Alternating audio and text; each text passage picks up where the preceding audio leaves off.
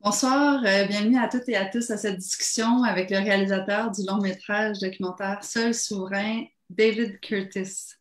Cet échange vous est présenté en marge de la diffusion du film cette semaine dans le cadre de la troisième édition de Ciné Vert. Ciné Vert qui s'est installé en ligne cette année encore en raison des mesures sanitaires en vigueur, ce qui fait qu'on se retrouve ici sur Facebook sur plusieurs pages en même temps. Donc, bonsoir à tout le monde, peu importe d'où vous nous venez. Bonsoir à ceux qui nous suivent de la page de Suco, de Funambule Média, les deux instigateurs du festival, bien sûr de la page de Ciné Vert, mais aussi de Tank et de la Maison du développement durable, qui sont des partenaires importants de l'événement. Donc, bonsoir à tout le monde. Avant de commencer, comme toujours, on souhaite prendre un moment pour souligner et reconnaître que nos activités ont été organisées et qu'elles se déroulent pour la plupart en territoire autochtone non cédé. Tiohtià:ke, ou Montréal en français, a été historiquement connu comme un lieu de rassemblement pour de nombreuses Premières Nations et aujourd'hui, une population autochtone diversifiée ainsi que d'autres peuples y résident. Et c'est dans le respect des liens avec le passé, le présent et l'avenir qu'on reconnaît les relations continues entre les peuples autochtones et les autres personnes de la communauté montréalaise.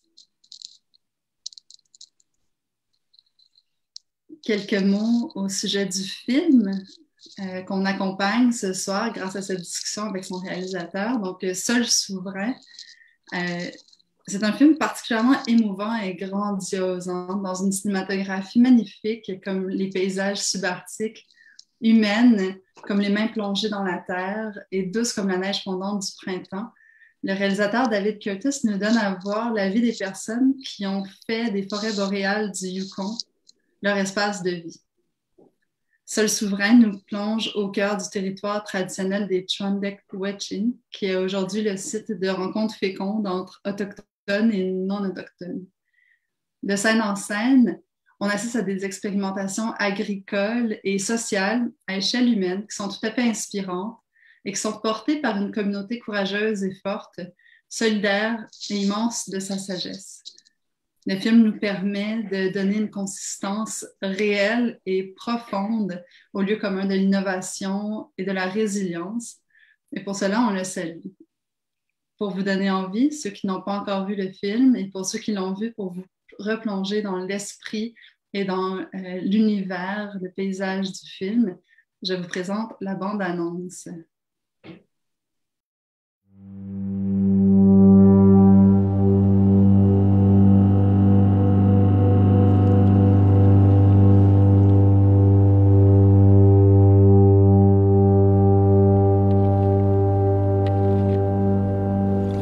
There's a relationship with the land, and you know it in your heart, and you feel it and you live it, so it's personal.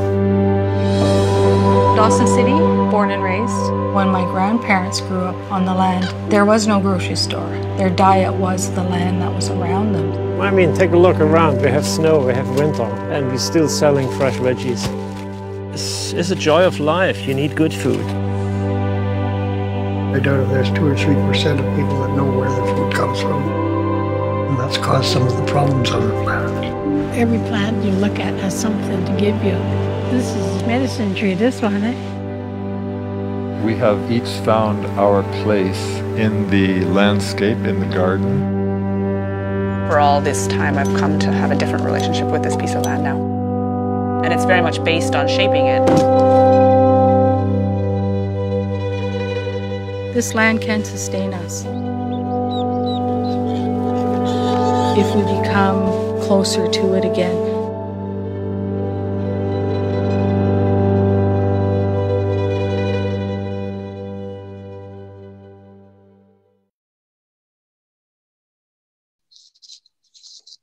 Alors, pour ceux et celles qui n'ont pas eu la chance de voir le film encore, sachez qu'il est disponible jusqu'à demain soir, gratuitement, sur la plateforme Tank, dans le cadre du festival. Donc, sans plus tarder, pour nous parler de son film, je vous introduis à David Curtis, le réalisateur de Seul souverain, qui est anglophone. Donc, good evening, David. Good evening, bonjour. Bonjour. Good evening. David est pêcheur, menuisier, artiste. Il habite depuis 1998 à Dawson, dans les alentours de Dawson City, dans le territoire traditionnel des Trondequechin au Yukon. Le travail artistique de David repose sur l'idée que la poésie, la passion et l'humilité sont pas seulement importantes, mais essentielles à la survie de l'humain. Seul souverain est son premier long métrage documentaire. Moi, je m'appelle Stéphanie Bourbeau, j'anime des projections au cinéma sous les étoiles et à Ciné Vert depuis quelques années. Je suis enseignante et citoyenne engagée. Donc, quelques mots avant de commencer la discussion au sujet de Ciné Vert. Si vous êtes dans votre première expérience d'un panel en donc, Ciné Vert, ce que c'est que c'est un festival de films documentaires sur l'environnement. C'est la 3e édition du festival cette année. On vise à faire rayonner des œuvres cinématographiques locales et internationales et de créer des espaces d'échange pour favoriser ensuite la mobilisation citoyenne et la mise sur pied d'initiatives porteuses en matière de transition écologique.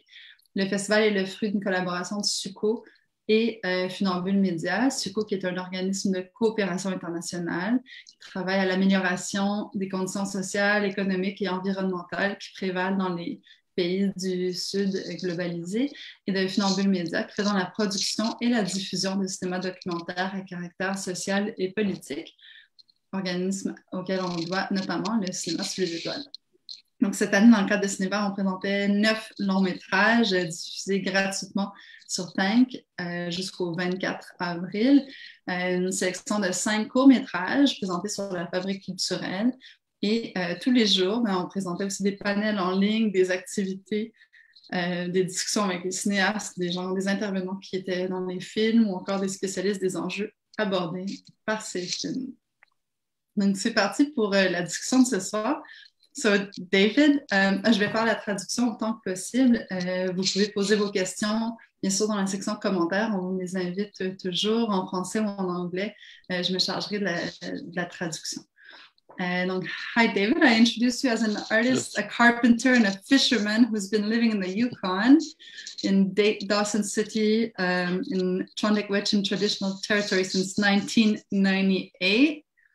Perhaps you'd like to give us some more perspective. Do you want to tell us where you are right now? What's your relationship to the territory where you live? Sure. Your upbringing. You have a very interesting history with the land, I think. Yeah. Well, first off, I would just want to say merci and thank you to the staff and the programmers and volunteers and for receiving our film. It's a real pleasure to share it with fellow Canadians and people around the world, and especially leading up to Earth Day. It's a real honor for us and our team that made the film. So merci, thank you. Merci Cho to everyone, and to you, Stephanie, for hosting this great Q&A. I also just would like to acknowledge that I have the honor and privilege of living in the traditional territories of the Trondequechin, who are the indigenous people here up in the area of the Yukon that's mostly known as the Klondike for the gold rush, but it's part of the main reason why I live where I do is because of not only the incredible environment, but the hospitality and incredible wisdom that the Trondequechin people bring to our community and receive people from all around the world into. So that's a little thing that maybe needs a bit of translation, potentially. Sure. Yeah. I will translate. Sorry right to away. go on. No. I'll get to your question. I just wanted to make sure that. No, so David nous disait en fait qu'il habite présentement dans le territoire au Yukon, qu'il habite là notamment à cause, en raison de l'accueil puis de la générosité du peuple Trondequechin, qui est la Première Nation qui habite le territoire, de sa sagesse, de tout ce que ce peuple-là contribue à la communauté et de son accueil, parce qu'on va en parler plus tard, mais il y a des gens qui sont arrivés de partout pour habiter la région autour de Dawson City. Donc, ils reconnaissaient ça et ils remerciaient les Trondequechin pour leur générosité et leur accueil. Yes. Merci. So to answer your original question, Can I just ask you one thing? There's a bit of noise, and I suspect that. Yeah, it's my sweater, probably. There we go. Is that better? Thank you. Okay. Yeah. I am a first-generation Canadian, born of Irish immigrants, and who had a great love of this country and a real sense of adventure. And so I moved around a lot throughout Western Canada, the prairies and the Northwest Territories, and experienced many different landscapes and peoples of this country, including Indigenous people in a community in the far north of the NWT. And so these experiences growing up and amongst different peoples and in different environments, very close to nature, has highly influenced my work on all levels, and hopefully comes through in the film you've just watched. It completely comes through. You want to tell us a bit more about the context in which you moved? We spoke about your father and this like nomadic upbringing that forced you to kind of meet new places of the country and inhabit different parts of the territory. I'm interested just to hear you. If you don't feel inspired, we can move on to something else. But to me, it was very interesting to appreciate your film, knowing that I don't know, I could just only imagine what it feels like to go around and as a child move in these lands. Yeah, without getting too far into it, the film is partly a homage to my parents and their spirit and their openness to all peoples and places that they imbued in all myself and my siblings. Their people ask, who are your heroes or your biggest influences? And I always first and foremost, my father and my mother.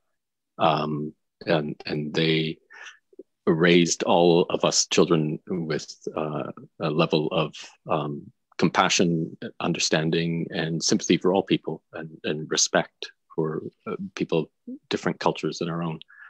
And that is a starting point for me for all of my creative expressions, including this film. And so the film is really part poetic homage to people that I am friends and neighbors with, who I find very inspiring in the way they live and their relationship to the land. And I wanted to create a film that expressed some of that, give some insights and express my appreciation for them, including the Trondequitchin here. Bien sûr. Thank you. So, David disait donc par rapport à son rapport au territoire, mais plus jeune, lui, de première génération, un Canadien de première génération, de parents irlandais. Ils se sont beaucoup déplacés. Son père travaillait, donc ils ont dû s'établir à différents endroits. Puis, quand les gens lui demandent mais c'est qui tes héros, il dit toujours c'est mes parents, c'est mon père, ma mère. Ils nous ont élevés avec ce rapport au territoire dans un grand respect, et il souhaitait avec son film faire une sorte d'hommage, si on veut, à ses parents qui sont ses héros, mais aussi bien sûr aux gens qui habitent le territoire autour de Dawson City, où est-ce qu'il s'est installé, les gens qui l'habitent et les Trondequitchin aussi bien sûr qui l'a déjà remercié, mais que je sens qu'ils sont au cœur du film et au cœur de la vie de quelqu'un qui habite près de Dawson City. Do you remember, I want to know about the film, because I feel the community in your film. We could feel it in the film, we could feel it in the margins of the film, behind the film. There's something like, I could feel that it's a partial, it must be so big around you. Do you remember where you were and who you were with when you kind of had this first vision for your film? Like the genesis of this film. Do you remember, maybe not a precise moment, because these things could build over time, but where were you in your mind and with who when you had this vision, this idea? Yeah, the film was developed and produced over 6 years, so it was quite a long journey. So and it's been 8 years now, 2 years since its release. So wow. It's 6 years of development and production. And, yeah. I do things slowly. I take my time. That's great. Yeah. It was born out of an interest of mine. I got to know a lot of people here who were of a generation who went back to the land in the late 60s and early 70s as part of the Back to the Land movement. And I was curious as to what their experiences were and why they no longer did that.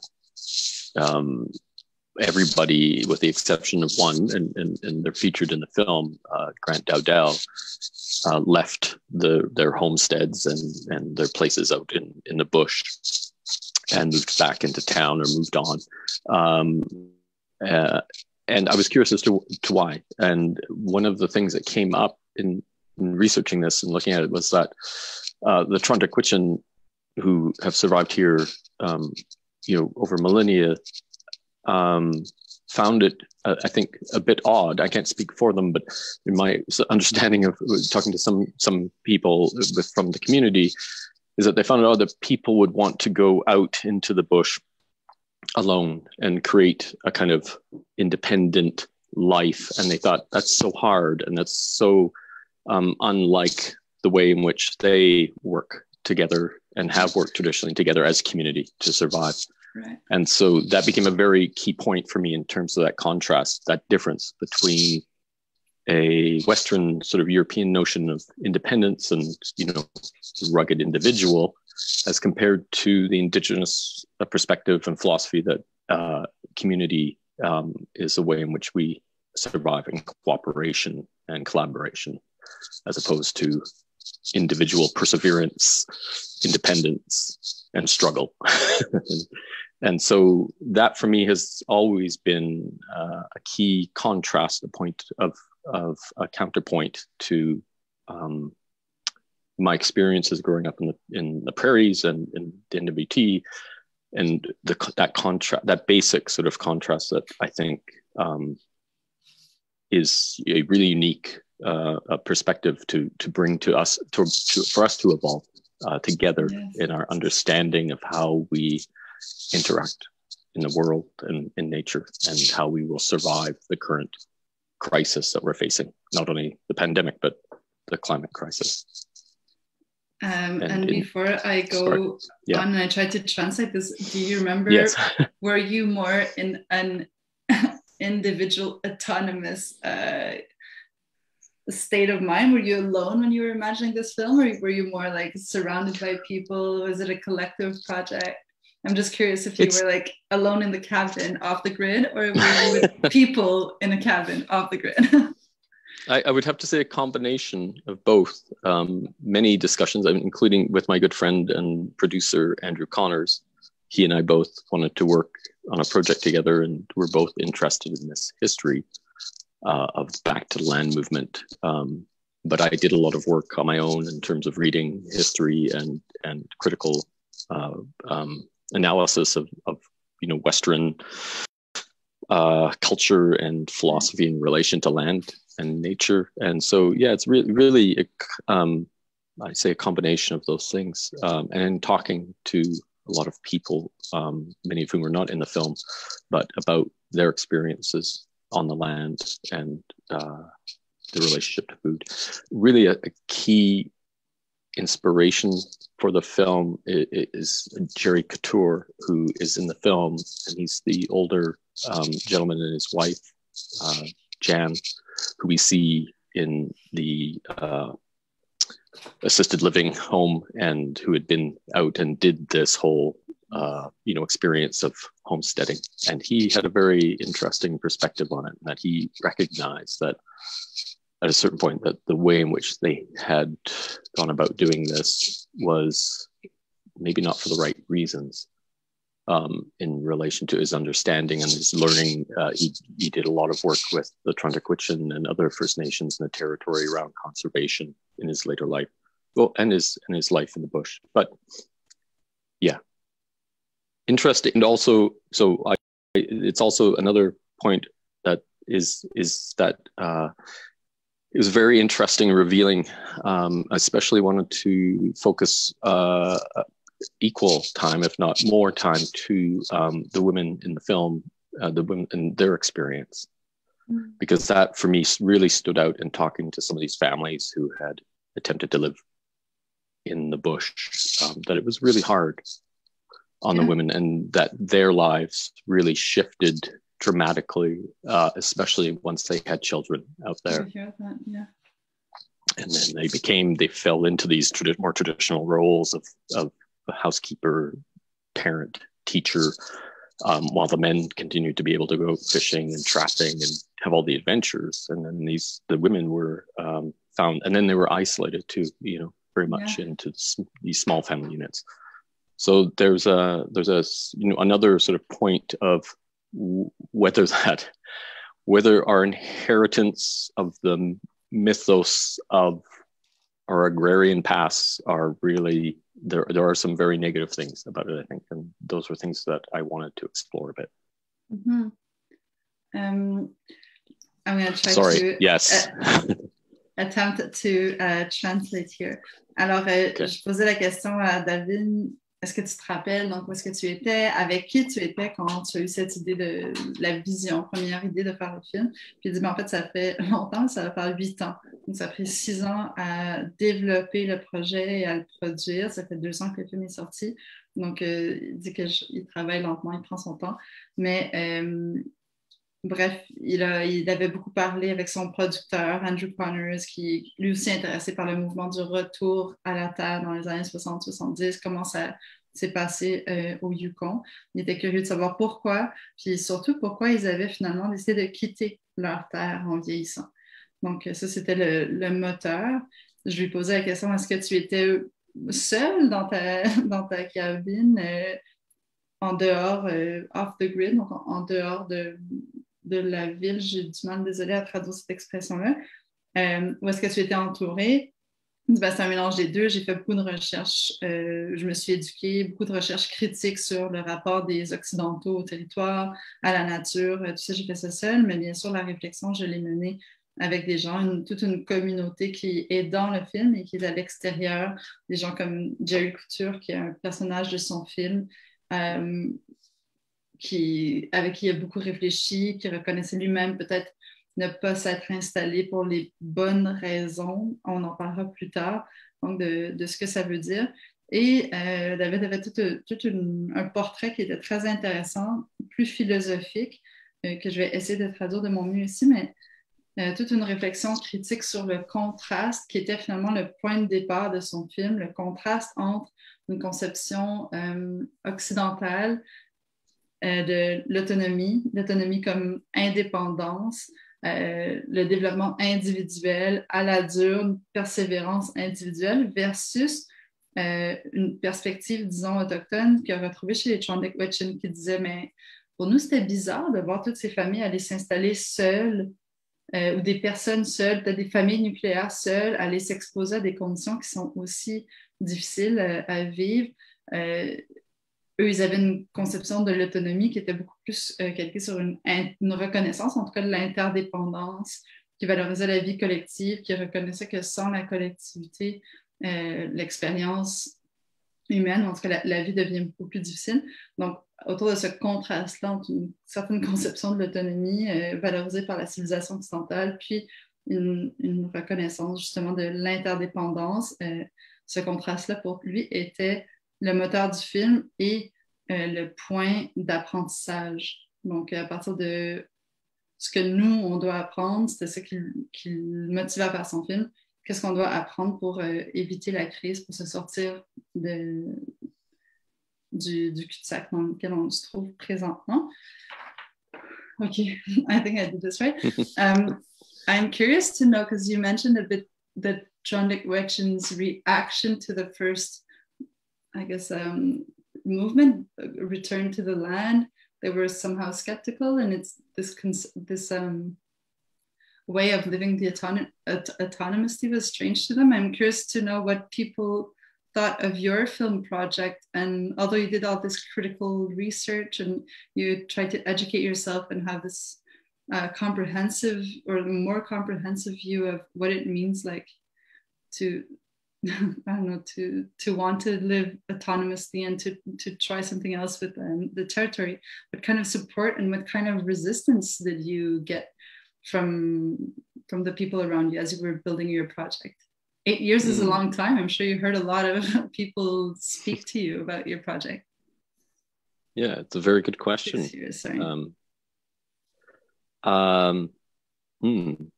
It's interesting because I think what was quickly revealed, well, not quickly, but eventually sort of revealed in conversations, both on and off camera, was that for the most part, the women in the film, particularly Sylvia and Karen Digby, were very engaged and wanting to think about these things and with me and talk about them and discuss them for us to sort of work through some of the contradictions and paradoxes of their lives and the way they were living, but and speak to them from both spiritual and philosophical perspectives. And most of the men were much more reticent to talk about things like that. They wanted to sort of show things, and this is how I do things, and this is how we do things, and this is how it's done. And it was very difficult. That was a very difficult thing to I guess bridge. But at the same time, I was respectful. Always tried to be as respectful as possible with everybody that was participating in the film. And so, eventually, and that's partly why it took time, because it took time, to talk to somebody like Grant Dowdell or to Berwyn and, have them feel comfortable enough to reveal maybe things that are a little more personal or philosophical or spiritual. So that was a big challenge. But there wasn't resistance really from anybody, because they were all people I already knew. The people that, like I said, they're friends and neighbors. And Otto, whose partner Connie was unfortunately a fantastic person, but did not want to be in the film, and I totally understand that. And so there are all sorts of people that are not present in the film, but whose voices I hope have been included. What am I getting at? No, so you're saying one of the challenges was having to bridge these different approaches and different ways of like sharing their experiences with you between Sylvia and Karen and the male figures of your film. Yeah, the kind of bringing really into question some we still have within our culture very strong, even in amongst younger people, I think as well, and myself included, I reflect on this often in terms of the masculine inheritance, and then influences of feminism and the feminine, and these relationships between those two sort of extremes on a full spectrum of people's positions. And so it was really interesting for me personally in the film to explore these things a little bit and understand them better. And also, though, give voice to them, but not in overt ways. Some people get that out of the film, and other people don't, but that's fine. The film was intended to be a point of reflection for audiences for their own lives and their own relationship to land, rather than a teaching tool or some sort of documentary that was there to press home a point. Right. Alors, I'm going to try to translate again. Okay. Donc, je posais la question, quel soutien il avait senti de la communauté, s'il y avait eu des résistances aussi. David mentionnait s'être éduqué, on fait beaucoup de lectures critiques sur justement le rapport de l'Occident, au territoire, l'autonomie, tout ça, puis essayer de réfléchir à pourquoi il était là, qu'est-ce qu'il faisait. Donc, je demandais, est-ce que tu as reçu des critiques en faisant ton film pendant les 6 années où est-ce que tu le préparais? Puis il dit non, pas vraiment de résistance parce que toutes les personnes dans mon film, en fait, ben, je les connaissais. Donc, on reçoit moins de critiques parfois des gens qu'on connaît puis qui nous font déjà confiance. Mais il dit une chose qui a été un défi, c'est de voir comment Sylvia, Karen, les figures féminines de son film avaient tendance à vouloir parler avec lui au niveau philosophique, spirituel, des idées, des contradictions, de naviguer tout ça et de comprendre une réflexion critique sur justement leur démarche, qu'est-ce qu'ils font. Donc, réfléchir, en parler, alors que les figures masculines de son film, les personnages étaient plus dans l'action, dans la démonstration. Voici comment on fait, voici qu'est-ce qui se passe. Donc, il y avait cette espèce de deux modalités là, de témoignage, deux manières de se présenter qu'il essayait de faire le pont, en fait, entre les deux, puis de respecter le témoignage des gens, comment ils choisissent de se livrer, donc de faire ça dans le respect, mais c'était un défi important pour lui de chercher à donner une voix, en tout cas à toutes ces personnes autour de lui. OK. Okay, so one thing that I personally, I love films that are set in nature, like the wildest the better, because it gives me a vertigo. To me it's just wow. And I want to know, what was the challenge for you as a director? This was your first feature film. What does it mean, also 6 years of preparation, to live in this territory, which all your people speak to, that is like immense, and it's very humbling and so on. To live in this territory and then to try to film it. So I want to hear more about what's your experience of the land you live in, and what was it to like meet it perhaps a second time through the camera, through cinema, because I think you accompanied your crew, right, every time? Yes, you were with them. And I shot about 30% of the film myself too, on my own. Okay. Yeah, filling in for. But we had the good fortune of, in early stage, to engage a director of photography, John Price, who's a well-known Canadian cinematographer, and he brought a quality and an eye to the film that within probably about 10 minutes of working with him, I realized I could step back, and he knew the vision. We talked a lot about it, and he knew it, and then he knew how to capture those things, which I think probably part of it has to do with a kind of intimacy that I think the cinematography allows the viewer, and part of that has to do with time and duration of shots. I wish some of the shots could have lasted twice as long, but there's constraints in editing and things. But we spent a lot of time just filming landscape and small things, and in between having a crew up. We also had 2 other cinematographers who did excellent work. 3 actually who did excellent work as well. And in between I would shoot because I was there for all 4 seasons, and I wanted to have that as an integral part, visually, conceptually, and practically. I suspect, or poetically, throughout the film, that the idea that we live in circular patterns, and the seasons, once one is, I think, immersed in a more intimate relationship with nature, one becomes much more attuned to a sense of time that the Greeks called kairos. We live mostly by chronos, which is segmented time, but I'm a big fan of kairos, which is a much more fluid sense of time. Yes, one that that follows cycles of nature. And I feel, as societies, as parts of capitalism, we have, and the ideologies that go along with it, have lost touch with that. And I think that's an important part of understanding our, not only things about ourselves, but also about our relationship to a greater structure of things, to nature, I guess. It reminds me of, I'm not sure if I remember well, was it Jerry that spoke to nature giving us, and so just reminding me of this kairos, right? This conception of time as opportunity, right?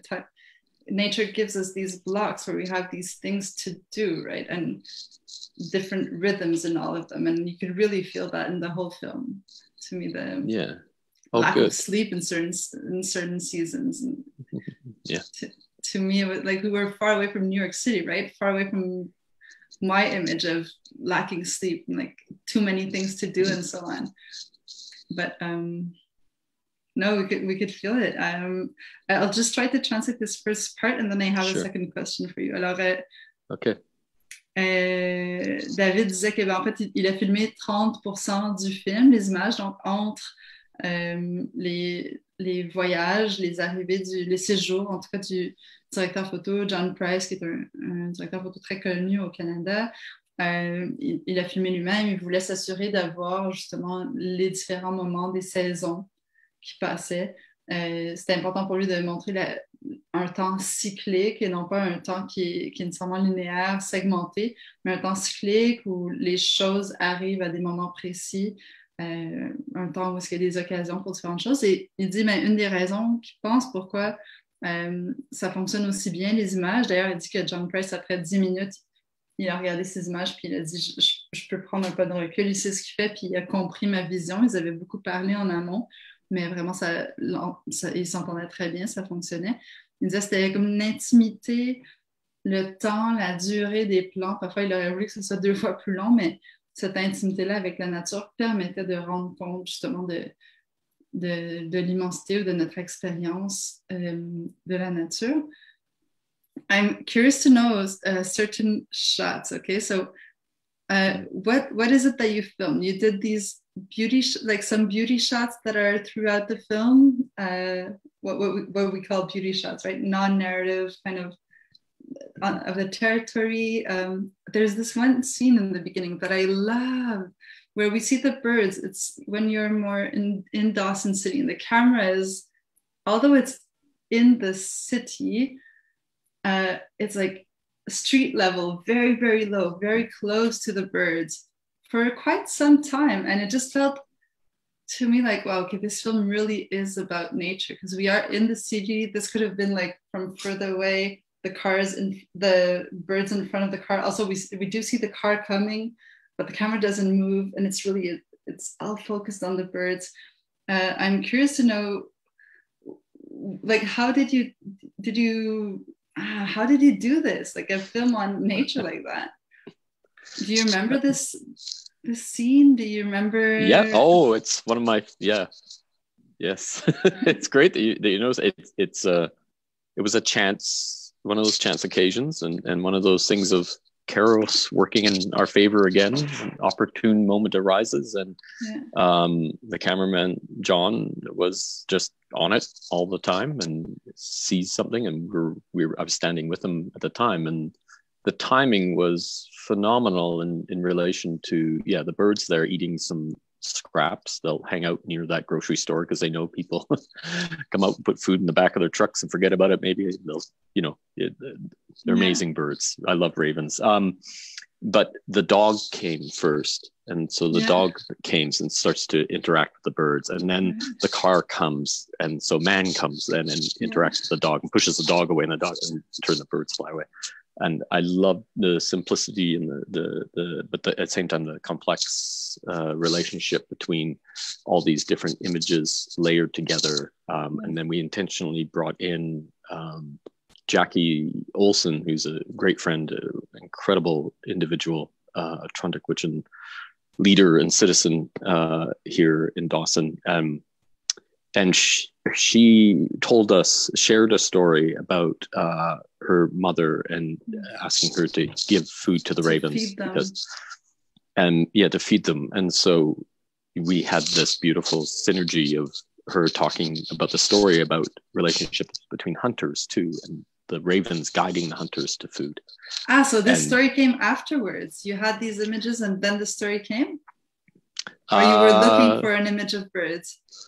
No, we weren't looking for an image of birds. It all happened quite spontaneously. And then in the edit, it came to me. So there is a little, to give something away to a certain extent, most people probably don't pick up on it because it's quite subtle, but I bookended intentionally within the edit the story that Jackie tells, which is essential to understanding, I think, our separation. We need to get back to that reciprocal relationship with animals. And she uses the story of the hunters and the ravens and leaving meat for the birds so that they continue to help you. They tell you how to find the game, where the game is, and follow them, and they'll bring you to it. And then in turn, you give them offerings and thanks. And that speaks to an incredibly important, I believe, an essential relationship that has been broken. And we intentionally sort of illustrated at the end, there was a moment near the end of the film. I was filming by myself. I canoed upriver through ice and things like that to get one last shot with Grant Dowdell and Karen Digby as the snow was coming and the ice was coming down and they were closing down their farm. And closing it down unbeknownst to everybody, really, for probably the last time. They're in the sunset years of their lives now, especially Grant. Quite his illness has prevented him from going back to the farm. But Grant tells a story, which we managed to include a little part of, and he tells a story of, he's talking about birds and he's talking about a crow, and he knew somebody who trained a crow to talk, and they had a pet crow, and the crow would say, "Give me some toast. Give me some toast." I thought that was like a joke. No, it was true. It was a real story that he told. What is he talking about? Like, I'm trying to imagine, like, what does that sound like? No, crows and ravens can be taught to speak certain words. Yeah, they're incredible mimics and intelligent animals. But what that spoke to me about was that is a story about how disconnected we've become when we in turn make animals beg for food. We train them to speak our language and beg for food, rather than the story of the film that Jackie tells of the relationship that's reciprocal. Right. And Grant tells the story at the end of a captured bird being trained to speak and beg for toast. And that for me is what the film is about. Those 2 in points. In a specific language. Yeah. Wow, that's I didn't pick up on that because I really thought it was like a metaphor, like he was making fun of the bird. But thank you for that anecdote. It speaks a lot to me. I'll just try to translate again. So it gets harder as we move on. Alors, j'ai demandé, je l'ai questionné sur une scène qui me plaisait, là, les oiseaux en ville. On est dans la ville, mais on sent encore que c'est un film sur la nature, donc il me racontait un peu de contexte autour de ça. Mais sinon, il a surtout parlé de Jackie Olsen, qui est comme une figure très importante dans la communauté Trondheim autour de Dawson City. Puis on entend cette histoire, c'est l'histoire qu'on entend, le son qui accompagne les images des oiseaux dans la ville. Elle raconte cette histoire comment quand elle était jeune, sa mère lui disait de donner de la nourriture, de nourrir les corneilles, corbeaux. Je suis désolée, non, ça montre mes limites par rapport à la nature, justement. De nourrir les oiseaux parce que c'est les oiseaux qui lui montreraient en retour où se trouvent les animaux, où se trouve le gibier, donc qui aideraient les chasseurs. Donc il y avait cette espèce de relation réciproque entre l'humain et la nature, en nourrissant, en donnant des offrandes aux oiseaux. C'était une manière de remercier pour les services rendus en indiquant où se trouve le gibier. Donc ça, c'est une relation qui était réciproque, qui, selon David, est aujourd'hui brisée. Puis en témoigne l'histoire qui est à la fin de son film, qui racontait où un oiseau en captivité, un corbeau en captivité, on lui avait enseigné justement à supplier pour de la nourriture, à demander un morceau de rôti de pain. Puis en anglais, là, en langage humain. Ça montre pour lui l'espèce de polarité, là, puis le contraste entre une relation réciproque, mutuelle, circulaire avec la nature versus une relation unidirectionnelle. You spoke about all these people in your film, Jackie, Sylvia, Karen. They seem to be like very present right now. What made you choose the people you show in your film?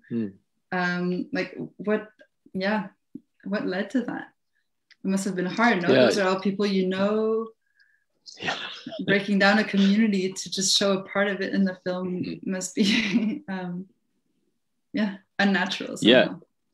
It I would have preferred to have done a 10-hour film really than a 90-minute, but decisions have to be made, and we at an early point, Andrew and I, we were interviewing quite a few people, and we were looking at people from different generations and different cultural backgrounds to provide variety of perspectives on the themes. And it came down to, in the end, we knew we have to focus on a smaller group of people, and they were the ones that lived off-grid. So we focused on those people that are doing agricultural, agrarian work, feeding our community, but they live off-grid. And so they have extra challenges and an extra, I think, it's not meant as a criticism about others, but they have an extra layer, I think, of connection to the land as well, because they're living in a really intimate way in their chosen places. The only one that wasn't off-grid was the Trondequichin teaching and learning farm. But that was absolutely essential part of the story, because they're doing incredible work for food security in our community, and it's really meant for everyone, not just for Trondequichin citizens. And they're looking at the farm as well as a way of connecting people to the land as a place of healing, as well as a place of learning skills and providing food. So it's and that was also it was really important. It's an important thing happening in our community, and a great example as well, and a bit of a counterpoint to what we talked about earlier on in terms of some of the individual, independent minded sort of Western agrarian notions of homesteading. And that did I answer your question? I don't. Yeah. Okay. So off-grid was really what was the determining factor in the end. There were a lot of people who weren't in the film, unfortunately, but we had to make who are decisions. Important in the community, but yeah. Alors, j'ai demandé qu'est-ce qui t'a... Il nomme beaucoup d'intervenants quand même depuis le début du film, des gens qui font partie du film. Qu'est-ce qui t'a fait choisir ces personnes-là dans ton film plutôt que d'autres? Je sais qu'il y a une communauté qui est assez solidaire, serrée autour de Dawson City, des gens qui ont différents modes de vie, mais qui se connaissent, qui se fréquentent. Donc, qu'est-ce qui t'a permis, quels critères t'as utilisé pour choisir les gens qui font partie du film? Et il dit, finalement, je me suis concentrée sur des gens qui habitent off-grid. I'm stuck because I don't know how to translate this in French. Off-grid, comme en dehors peut-être du système. Sans electricity. Sans électricité, no water, no electricity. No running water. No, donc, des installations qui sont comme débranchées, disons. Puis des gens qui ont comme donc une relation, en tout cas une relation, une couche supplémentaire de connexion, là, une connexion très intime à la nature. C'est des gens, pour la plupart, qui ont une pratique agricole en plus. Donc, voilà, c'était des gens qui sont off-grid, puis qui ont un rapport intime à la nature. La seule exception, c'est la ferme Trondequichin qui est comme un lieu d'apprentissage et d'enseignement. La ferme se consacre donc à la guérison, puis un lieu de connexion à la nature, retrouver le lien à la nature. Donc, c'est le seul lieu qui n'était pas sans eau, sans électricité débranchée, mais c'était vraiment un lieu central quand même du film. C'était impensable pour lui de ne pas l'inclure. So we've been talking, and you just mentioned it again, about this ambiguity of autonomy, right? It could have different meanings, and we could have the same thoughts about sovereignty, right? That's in your title. What does it mean to have sovereignty over something, or something that's sovereign? And independence, what are we thinking about in terms of our relationship to others? Is it freedom? Is it... So all these terms are very ambiguous. I want to know now, because your film made me think about that, what about resilience and innovation? So these are two pretty trite words. Like, we hear them all the time, and especially with the climate change and the crisis we're in, we hear a lot about resilience. We need to build resilience. We need to, like, innovation might or not save us and so on. But I see in your film something like the true meaning of what does resilience mean? What does real innovation mean? I mean, we see things that are completely like experimental in this, like the strongest and profoundest way. I don't know. So what meaning does resilience and innovation have for you in the context of the Yukon? Around what you saw. Yeah. So it's a tough question because well, it's not tough, but it's Yukoner, the Yukon culture, the mythos that's part of the Yukon includes an idea of one being self-sufficient and resilient and innovative and independent, and but in reality, it's far from the truth in our contemporary world. But it's still part of the ethos of this place. And part of me wanted, to a certain extent, to deconstruct that. And we are, like any other part of the country, completely dependent upon everything coming from outside, for the most part. It's estimated. You hear things estimated anywhere from 3 to 8% of our food is locally produced or harvested. So resilient, I think, is a state of mind to a certain extent, and that can be used for both positive and negative outcomes, I think, or has both positive and negative results. What are the negative outcomes that you're thinking of? Because the positive, I think, that we hear all the time. What are the negative outcomes of resilience? Well, I guess if the word, as you said, it's it's used quite loosely and freely, but I think resilience can also lead to resistance to a certain extent. Resilience can be maybe I'm misinterpreting this word, but I think it's got very positive things, but it can also create a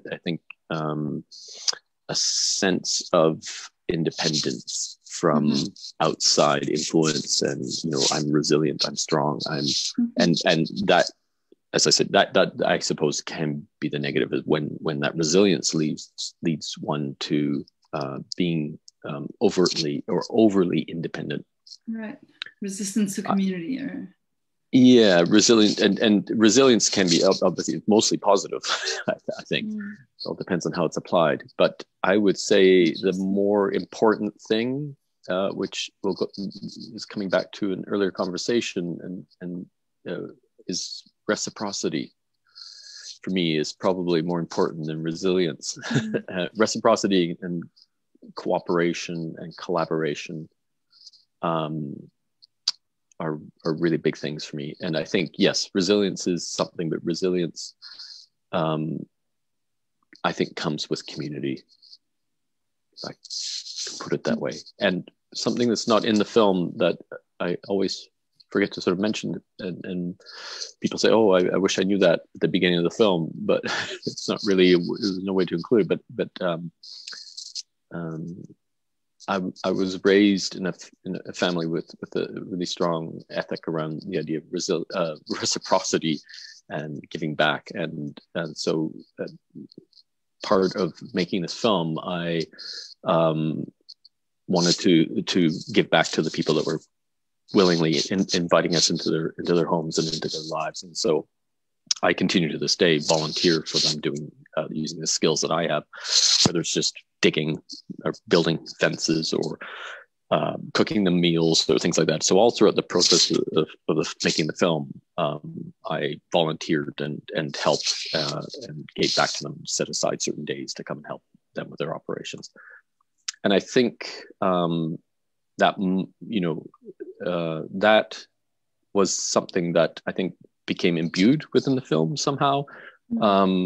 Not in any way that's about, pride or ego or things like that, but it was something that was important for me to give back to these people and to as well better reflect the notion of community that I think, as you mentioned earlier, that the film comes across in the film somehow, and poetically, magically. But I think that was key to it. And the other thing that was key for me as a filmmaker was that that gave me an opportunity as well to really develop stronger bonds with the people that are in the film. And that for me is the lasting, one of the lasting effects of this process of making this film. Is my relationship with these people is that much stronger now, and hopefully will remain so. Nobody had a negative response to the film. That was my question. Did they feel seen by your film? Did they feel seen by your film? Do you have this impression? I believe so. Yeah. Some are, a little bit embarrassed, at times. It's always embarrassing to see to see yourself. But I think, they all feel that we honored. I as well entered into conversations with each of them beforehand, before any filming, and we talked a lot about what the film was, what we conceived the film to be about, and their role within it and their contribution to it. You discussed that beforehand. Oh, absolutely. Yeah. And that's something that it's a hard part about making a film about your own community, is that, you're not just parachuting in and, having a set kind of questions, and you want to harvest certain ideas that illustrate the points you want to make. And then you go on and you make the film, and then bye, hope you like it, but I've got to face these people day to day, right. I've got to still see them in the store, and but everybody has a positive response. And some people, Jerry Couture has since passed on. He passed away before the film was finished, unfortunately, but his family is really appreciative of having that story continue on, their story, and also to honor them. And Jan is now her dementia, which she was experiencing Alzheimer's as we were making the film, has completely incapacitated her now. So unfortunately, she never had a chance to see the film. But sorry, I'm realizing you need to translate, so I'll make this a little bit shorter. I'll translate most of it, but like we're almost done, and it just feels very natural. Just continue what you were saying. Okay. So there, yes, everybody, including Paul Derry, a friend of mine who runs a grocery store, who comes across maybe a little harshly or critical, but he brought a side to the story that I think was important to hear from, that of local. He's part of food security in our community. He's committed his life to running this small grocery store. There's two grocery stores in town, and Paul was more than willing to speak on camera, and he was a little embarrassed afterwards, but at the same time, he's actually proud of the film and the role he played in it as a counterpoint maybe to some of the other voices within the film, and a different another side of the story that I think needs to be told. So there you have it. There's something of a little bit of backstory to what people have seen. Wow, okay, so I'm gonna do this very quickly parce que je vais poser la question, c'est quoi le sens pour toi? Qu'est-ce que tu as observé au Yukon, autour de Dawson City, là où tu es, par rapport à la résilience puis à l'innovation? C'est deux lieux communs qu'on utilise toujours aujourd'hui, on les entend toujours, c'est des invitations, peut-être l'innovation va nous sauver, on célèbre toujours l'innovation, la résilience, c'est ce qu'on espère. Donc, moi, j'ai vu dans ce film-là quand même plusieurs moments là, qui étaient vraiment forts. Puis je me disais peut-être que c'est une leçon par rapport à ces termes-là. Je me demandais qu'est-ce que tu penses de ces termes-là. Ils sont ambigus comme tous les autres, l'autonomie, l'indépendance, la souveraineté, ce dont on a déjà parlé. Puis il nous a rappelé donc la mythologie là, du Yukon. L'autosuffisance, c'est vraiment au cœur de ça comme un idéal. L'indépendance, résilience au sens comme individuel, d'être fort, de résister aux choses qui nous arrivent, de traverser les épreuves de la vie. Donc, il dit, par contre, c'est comme loin de la réalité, parce qu'en fait, même si c'est ça l'idéal, le mythe, ben, au Yukon, 3 à 8% de la nourriture est produite localement, donc il y a une dépendance très, très forte à l'extérieur, en effet. Puis la résilience, ça peut être pour lui donc plutôt comme un état d'esprit, qui a des conséquences positives et négatives. Les conséquences positives, on les connaît, on ne les a pas trop abordées, mais les conséquences négatives, ce serait donc justement un sentiment de peut-être indépendance extrême, au sens de renier un peu l'interdépendance, la dépendance envers les autres, l'importance de la communauté. Lui, plutôt, il valorise la réciprocité, la coopération, la collaboration. Voilà. It's very interesting for me to hear you because I hear so many values. I could feel that there are good reasons for you. Not that we care what I think about that, but for taking this long to make your film. I feel like your film is imbued with like perspective and like a reflection, right? Reflection on your practice, reflection on what you're doing. Like you don't say, oh, I didn't have the time for like asking people what they thought, what they wanted. No, like the democratic experience was at the core of your film, and reciprocity, you told us it was part of your process, and cooperation, collaboration, and recognizing the generosity of the Tronic Witch and people who accueillir, who are hosting and like who are taking care and like I don't know, teaching on this territory. All these values are imbued in your film, and to me this is I think it's one of the strongest valued films and I've heard. It's very, we could feel the density. It's very inspiring for me, for our viewers, I'm sure. Last question, perhaps, if your film was to disappear, how would you embody it? And if it was only to exist in you, what would you keep of it? If it was no longer there as of tonight, what stays in you from your film? Well, I think you touched upon it just in what you said, the values that were reinforced with, I think,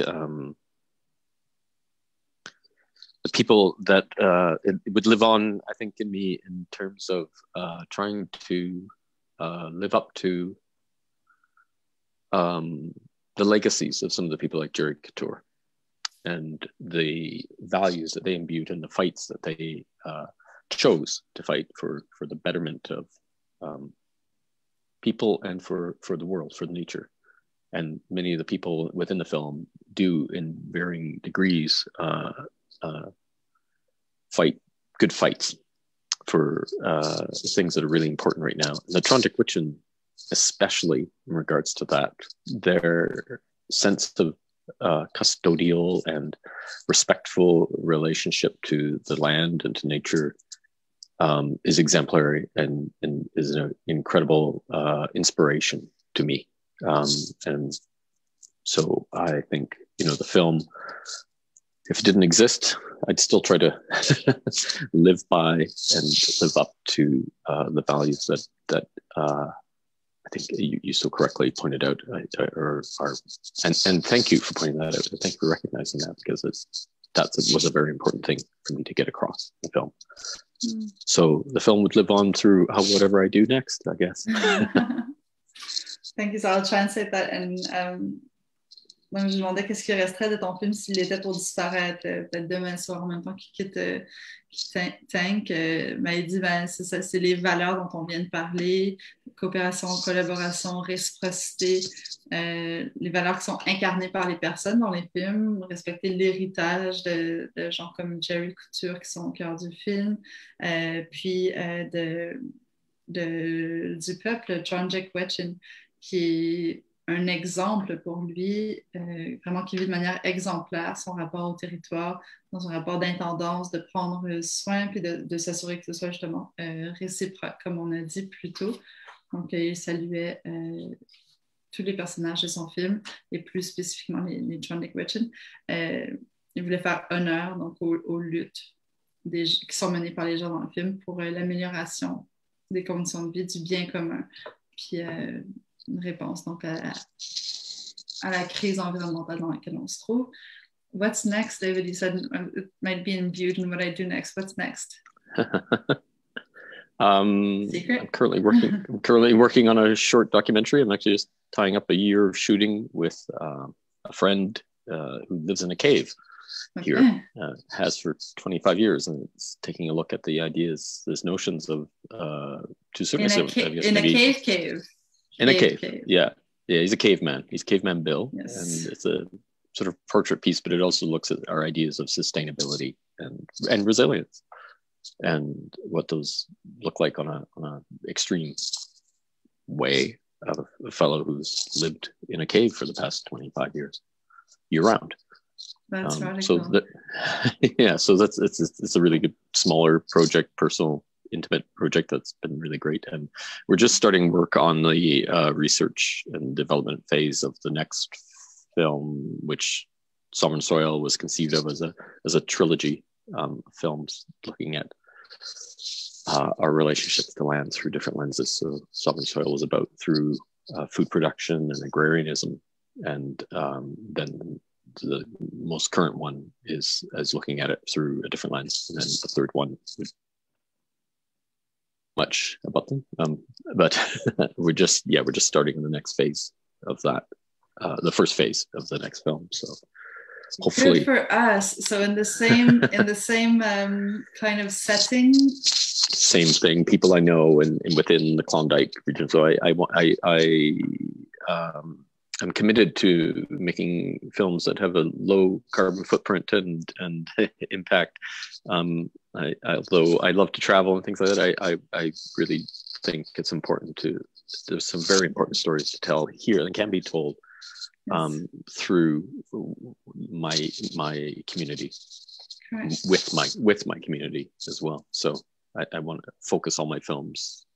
Really, they're all focused on, all my projects are focused in this place that I really dearly love and want to pay homage to. Lucky us. I am very excited to hear that. I didn't know that it was a triptych, a trilogy, and it's very good to hear that we'll get more of that. Hopefully it won't take 6 years. No, hopefully for us. Well, for maybe me it's good for your process, but yeah. Because you could do more after this trilogy is done. Hopefully.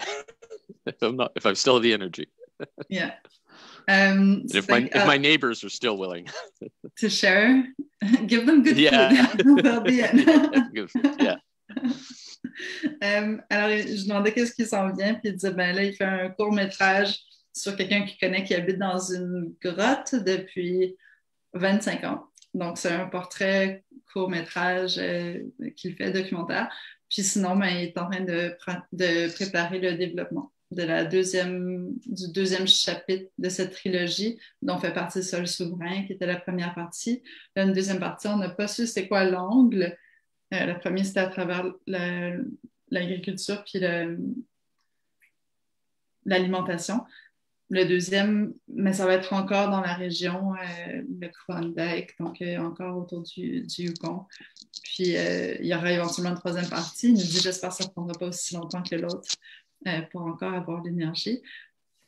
Thank you so much, David. I feel very honored and blessed, privileged to have this time with you, and for our viewers also.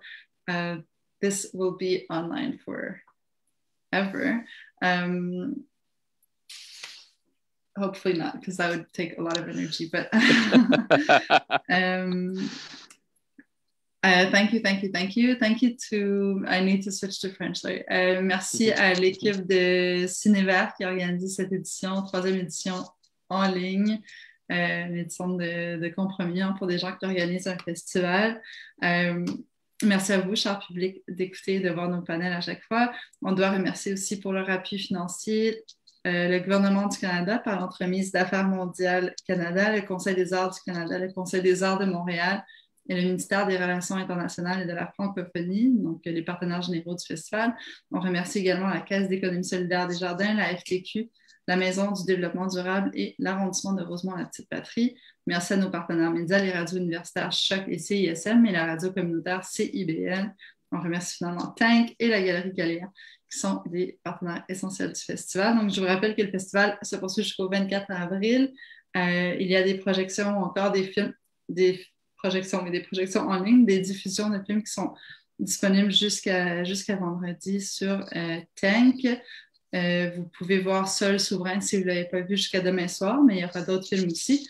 Je vous invite d'ailleurs à une autre discussion demain soir sur le Facebook Live à 19h30 autour du film Recettes pour un monde meilleur. Donc, pour savoir quels films sont présentés, allez voir sur le site internet du festival, sur la page Facebook. Abonnez-vous. Et je vous dis à la prochaine. Merci d'avoir été là. Thank you, David. Thank you, everyone. Thank you, Stephanie. It's been an absolute pleasure. You've asked some incredibly great questions and really beautiful, thank you, very touching reflections about your experience of the film. So it really means a lot to me. And thank you very much to your audiences. And I hope someday to bring another film to the Ciné Vert Festival and maybe meet people in person. We'll be waiting. Oh yeah, we'll be waiting. I just want to say, please, everybody, do take care of yourselves, and hopefully you can get out a little bit and enjoy the outdoors now. And also, I just wanted to say another thank you to Trondheim Masicho, to many of the people who work for the Trondheim, but also to Elder Angie Joseph Rear, and also to Jackie Olson for participating in the film. And I also want to thank Andrew Connors, my producer and good friend of Jack League Films, and also the National Film Board of Canada, who were absolutely essential to having this film made and for now getting it out into the world. It's an incredible partnership, and thank you to Shirley Vercruyze and all of the people that work for the National Film Board of Canada. Those are very thoughtful thanks. Thank you to all these people who made this film possible, and thank you, David. You're humbling, and I don't know, it's very good to hear you. Merci. Merci, Cho. Merci. Merci, Cho. Merci, Cho. Merci, Cho.